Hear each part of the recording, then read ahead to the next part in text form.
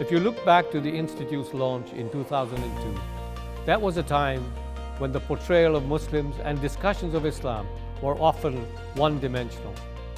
The ISMC was created to bring a different perspective to the study of Muslim society. The idea right from the beginning was to look at the diversity of Muslim cultures, the pluralism which is manifested in these cultures.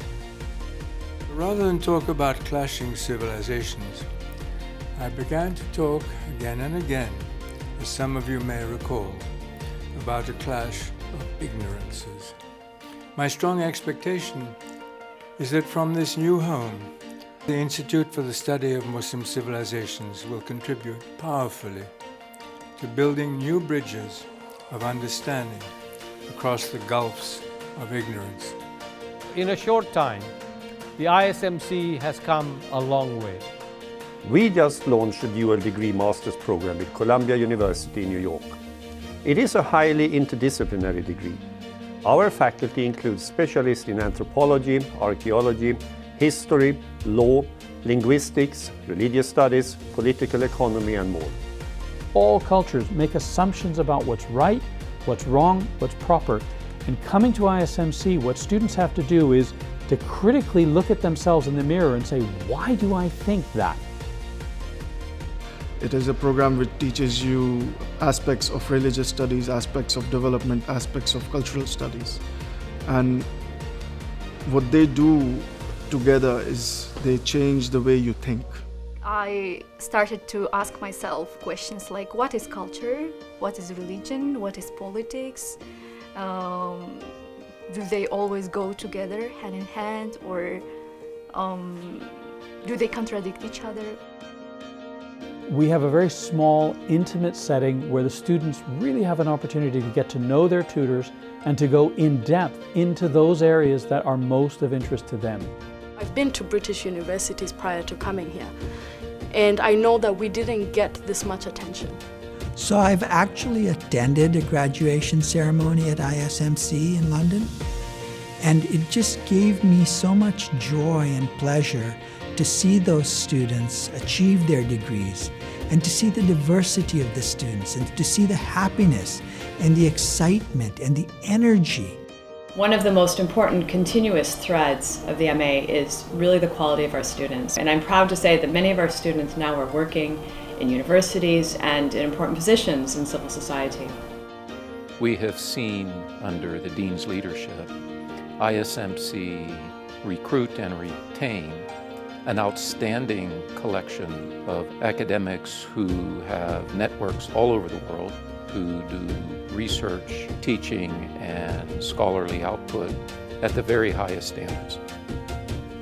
We've built an online corpus of over 10,000 Arabic texts from the pre-modern era.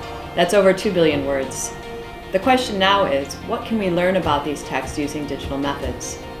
We've been developing software that can automatically detect the reuse of passages across books and across the entire corpus. That will enable us to deliver new insights into the circulation, especially of ideas and memories over the course of more than 8 centuries. I am a field archaeologist.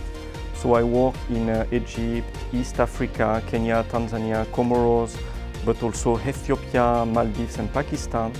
And I collaborated with the Aga Khan Trust for Culture to excavate the Fatimid and Ayyubid walls in Cairo, and more recently on the fort of Lahore. In East Africa, we did several important discoveries. We found some early Swahili mosques dating to the 11th century. And we also found the origin of the Fatimid and Abbasid rock crystals that you can see in our museums today. The governance program gathers scholars and stakeholders from around the world to reflect on and discuss the challenges of decision-making and policy implementation that affect the lives of Muslims at any latitude. We've looked at everything from blasphemy laws in Pakistan to the Tunisian efforts to reform inheritance law to ensure gender equality. Essentially, what I'm trying to get at is how it is that new technologies, including identity cards, computerized databases, and facial recognition technology, are transforming governance practices in South Asia. I'm engaged in research on Islam and creativity, looking into what artists think about when they make their art. Basically, what kind of aesthetics and ethical choices do they make in relation to their beliefs. My book is the first comprehensive analysis of the ways in which ordinary women in the provinces, responded to the anti-whaling campaigns that attempt to prevent them from wearing certain veils in Turkey in the interwar period.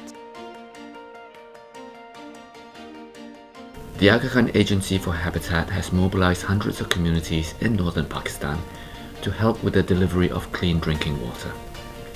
I'm examining what factors are associated with successful mobilization and if community management of water is sustainable. The lessons we learn could inform efforts to expand community-based water management both in Pakistan and elsewhere. What have I learned or discovered through my research? Well, I've been very struck by how Christians in the Middle East have reused ideas that we might often think of as Islamic. So they've reused ideas from the Sharia, from the Hadith, they've reused quotations from the Quran. And often these terms are entirely naturalized. They're not used with any sense that they're alien to a Christian community. The library houses more than 50,000 volumes in more than 50 languages, including more than 1,500 rare books, mostly from the 18th and 19th centuries. It's an invaluable resource for students and faculty, but also for scholars from other institutions in London and beyond. We have a very robust publications programme that is enabled by partnerships with Edinburgh University Press and other publishers. We've published new books on everything from music and law to anthropology and gender studies. Scholars have called our books masterful, invaluable, a classic and a landmark. This year, we've offered more than a dozen online short courses to the public on everything from Muslim communities in the UK to constitutional law in Muslim countries.